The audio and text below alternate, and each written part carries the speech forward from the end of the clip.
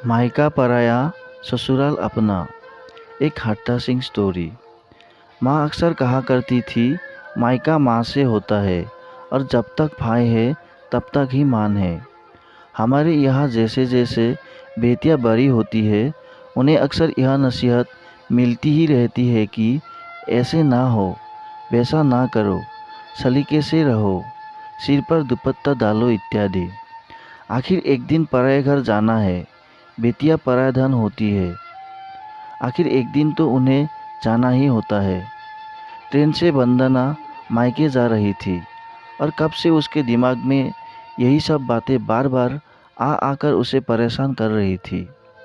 जीजी आ गई, बुआ आ गई, कोलाहल मच गया। जैसे ही वंदना की काली पीली टैक्सी द्वार पर आकर रुकी। माँ, बुआ जी आई है। बाबूजी, जीली आई है। बाबूजी, कौन कौन आया है? माँ, लगता है अकेली ही आई है। घर के सभी सदस्य अपने अपने कार्य छोड़कर बाहर भागे, यह देखने की कौन कौन आया है, कैसे आया है। नन्ही गुड़िया वंदना के द्वार पर पहुंचने से पहले ही उनकी सारी खींच खींच कर पूछने लगी, हमारे लिए अच्छे अच्छे खिलौने लाई हो ना? बात उन दिनों की है जब पड़ोसी भी एक दूसरे के घरों में काफ़ी हस्तक्षेप किया करते थे। शायद आजकल भी कहीं कहीं ऐसा ही होता है। टैक्सी अभी बाहर आकर रुकी भी नहीं थी कि पड़ोसियों की ताकाझाकी शुरू हो गई। पड़ोस वाले गुप्ता जी की लड़की आई है। दामाद नहीं दिखाई दे रहे साथ में। कोई तो बात है ज़रूर। घर के लोग तो बाद में बात समझते, पड़ोसी पहले से ही अंदाज़ा लगाने लगे। क्या हुआ होगा, क्यों हुआ होगा? वैसे कहते थकते नहीं थे। बेटियां तो सांझी होती है, पर ना जाने क्यों किसी को कष्ट में देखकर इन पड़ोसियों को राहत क्यों मिलती है। चौथी जिला मायके आई थी। पहले माँ ने ही उसे गले लगाया, फिर प्यार से भीतर ले गई। अजीब थकान से चूर थी चौथी। यह सिर्फ सफ़र की थकान नहीं हो सकती, माँ की अनुभवी नज़र समझ सकती थी। जूरे में चांदी की फूल के आकार की क्लिप अटखुली सी अभी भी अटकी थी। काली सफ़ेद बूटियों वाली शाल बेतरतीबी से ओढ़ी हुई थी। बिखरे बाल और साड़ी की सिलवटें कुछ कह रही थी। कैसे नज़र मिलाएगी बाबूजी से, वह बड़े भैया से? माँ से तो कुछ भी कहने की आवश्यकता नहीं थी, वे तो स्वयं ही सब समझ सकती थी। यही सब सोचते सोचते वंदना ने दालान में कदम रखा।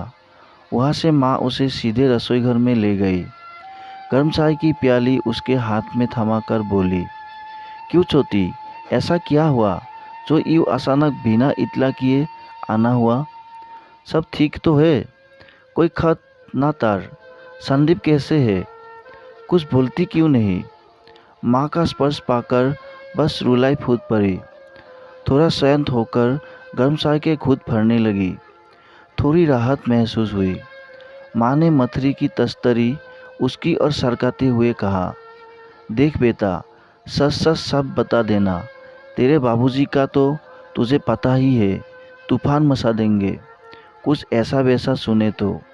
भैया भी कैसे है तू जानती ही है, और अब तो तेरी भाभी भी है।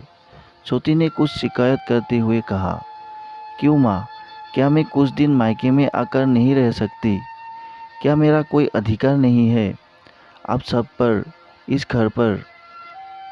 माँ, क्यों नहीं रह सकती? तेरा अपना घर है, तू जब मर्जी आ, जब मर्जी जा, पर तू हमारा अपना खून है। तेरी चिंता है हमें, इसी से पूछे बिना रहा नहीं जाता। सब ठीक है ना? वंदना की आंखें भर आई। माँ, कभी कभी जीवन में जीते जीते बहुत कुछ हो जाता है। पति पत्नी के बीच आज समझ सकती हो, साथ रहते हैं, हंसते हैं, रोते हैं, हर खुशी में भागीदारी होते हैं, हर दुख साझा होता है, हर इच्छा साझी होती है। पर माँ, कभी कभी कुछ ऐसा हो जाता है कि जो अक्षम्य होता है और बहुत मुश्किल होता है उसे झेलना। बस अभी इतना ही कह सकती हो। उस वक्त तुम्हारी बेटी कमज़ोर हो गई और झेल नहीं पाई। तुम परेशान ना हो, कुछ दिन में लौट जाएगी। आज भी याद है, जब भी बड़ी दीदी मायके आती थी तो घर में कोलाहल सा मच जाता था और वह बाबूजी की पैनी नज़रों से बच नहीं पाती थी। बस एक आधा दिन में ही बड़े भैया के साथ कर कोई ना कोई बहाना बनाकर उन्हें वापस सो आने का प्रबंध कर देते थे। क्या मैं समझती नहीं, बाबूजी मुझे भी ज़्यादा रहने नहीं देंगे। बाबूजी कहते हैं, ब्याह कर दिया बस, अब संभालो अपनी अपनी गृहस्थी, जहाँ हो बस खुश रहो। आखिर कब तक बैठा रहेगा यह बूढ़ा बाप? बड़े को भी तो अपनी गृहस्थी संभालनी है, आखिर कब तक बहनों का बोझ उठाएगा। भैया आए थे स्टेशन तक छोड़ने, गाड़ी में बैठी तो आंखें भीग गई। लगा उसकी ससुराल से कहीं ज़्यादा पराया आज उनका मायका था। आज वंदना को लग रहा था बस ससुराल ही है उसका अपना घर, यही है उसका सब कुछ।